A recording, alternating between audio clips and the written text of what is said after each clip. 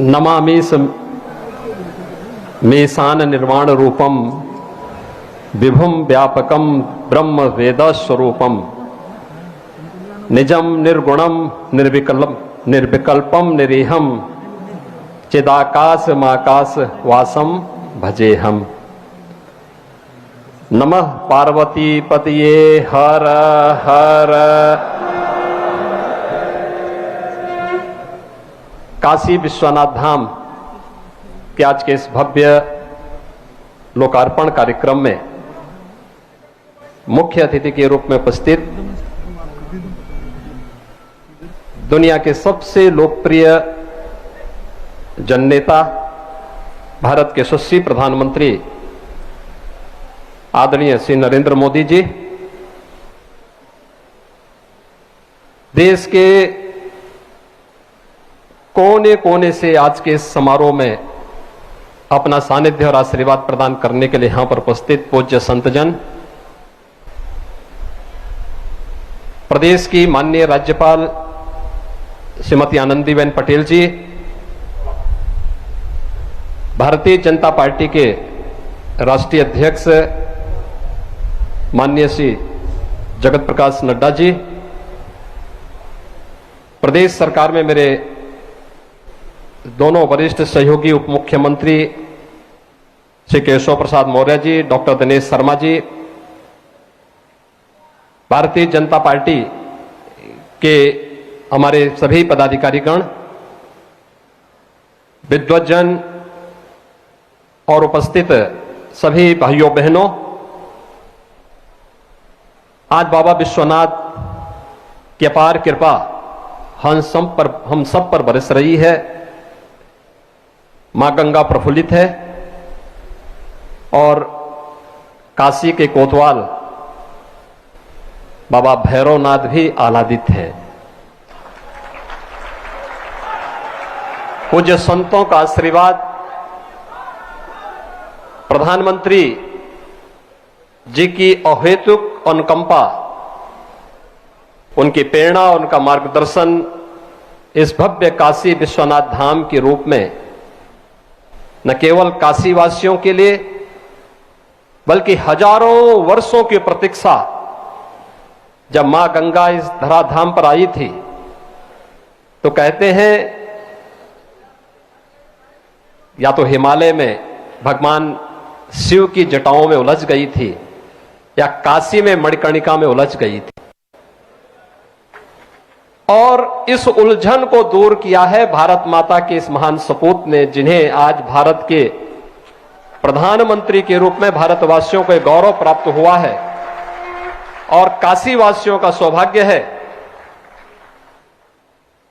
कि उत्तर प्रदेश से प्रतिनिधि के रूप में काशी को यह सौभाग्य प्राप्त हुआ कि वह श्री नरेंद्र मोदी जी को अपना सांसद के रूप में देश की संसद में भेजती है। और इसलिए पूरी काशी, पूरा भारतवासी, देश और दुनिया में हर वह भारतवासी जो भारत और भारतीय संस्कृति, भारतीय परंपरा, भारतीय सभ्यता का अनुगामी है, आज प्रफुल्लित है, आह्लादित है। प्रधानमंत्री मोदी जी के प्रति बार बार उनका स्वागत करने के लिए, उनका अभिनंदन करने के लिए पूज्य संत आह्लादित हैं, उन्हें अपना आशीर्वाद देने के लिए, क्योंकि हजारों वर्षों की तपस्या आज सार्थक होती हुई दिखाई दी।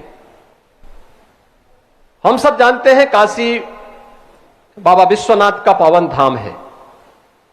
लेकिन 1000 वर्षों से जिन विपरीत परिस्थितियों का सामना काशी ने किया, उन विपरीत परिस्थितियों का साक्षी न केवल काशीवासी बल्कि हर भारतवासी रहा है।